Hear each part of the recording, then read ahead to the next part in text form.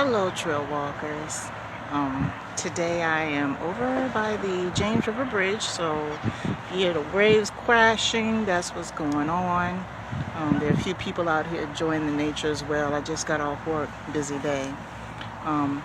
This week we are going to learn how to mind our own business. Okay? Now, once you realize that minding your own business is more than enough, you're less likely to meddle in other people's affairs. I'm going to tell you a little story about this. Once upon a time, I used to live in Chicago. And in Chicago, a lot of people use public transit, like the subway and things like that, to get around because the traffic is just too bad. Gas prices are just too high. Nobody wants to be fooling around on the Nobody wants to be fooling around on the Dan Ryan for hours when they know that they can catch the subway and be to work in 20 minutes.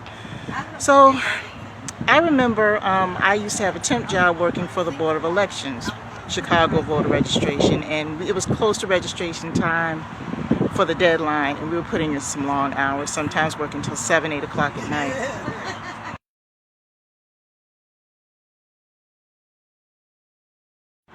Sorry about that. I had to wait until some people left so you can hear me. But anyway, I had a long night. I'd gone at 8 o'clock in the morning, didn't get off till 7, so I was on the red line heading back home. And once I got on the red line, then I had to get off the subway and catch a bus back to my house.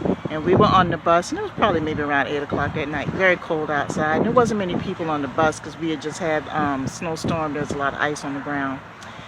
And there was this lady that was on the bus that had a speakerphone talking very loudly about so-and-so and so-and-so who didn't do this, who didn't do that, and how I'm not going to do so-and-so and so-and-so. And it got to the point where she was very loud, and the bus driver very politely asked her, can you please take the speakerphone off? It's disturbing other people.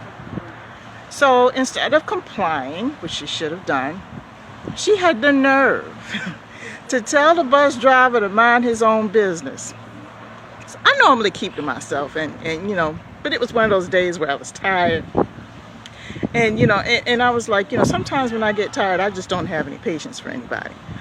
And they proceeded to go back and forth, and I was like, excuse me, ma'am, but I said, how can you tell people to mind their own business when you had the whole speakerphone up as loud as you could so everybody can hear your business?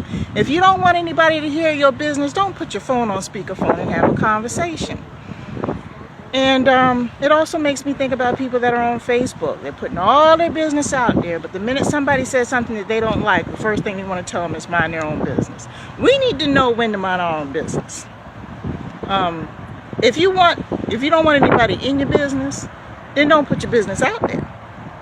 Because somebody's going to come back to you. Not everybody's going to pat you on the head and tell you that everything is okay.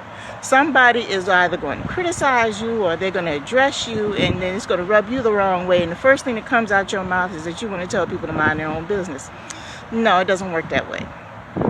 So when you realize that your life is full enough and you're busy enough and your time is already occupied, you know, when you keep yourself busy, you're less likely to meddle in other people's affairs.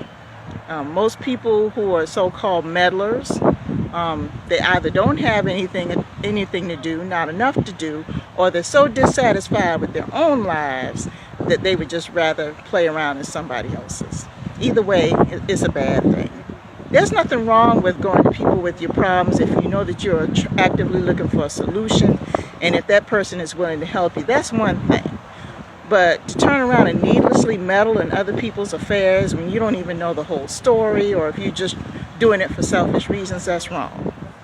So I just wanted to put that out there, that, you know, we need to reevaluate what minding our own business means. And maybe we'll get along a little bit better. But anyway, I give you peace and love.